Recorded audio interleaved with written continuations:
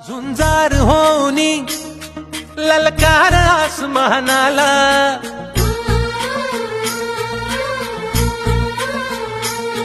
लावणी कपारी माती घे झेपची तिच्या पाठी।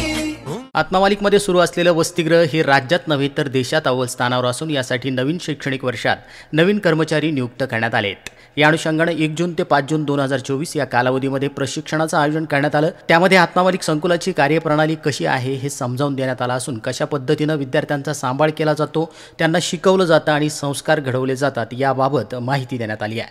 नवीन कर्मचारी यांना नवीन शैक्षणिक वर्षाच्या पार्श्वभूमीवर ट्रेन करण्यात आलं असून आश्रमाचे विविध विभाग याबाबत मार्गदर्शन करण्यात आलं आहे। यावेळी मुख्य अभियंता आकाश साठे साहेब, आरोग्य आणि मुख्य भांडार व्यवस्थापक सुनीलजी पोकळे साहेब, साईनाथ ओरपे सर तसेच गोरख सोनवणे सर भड सर यांनी विविध सत्रामध्ये मार्गदर्शन केलं असून ध्यान आणि विविध ॲक्टिव्हिटीसह प्रशिक्षण वर्ग उत्साहात संपन्न होत आहे।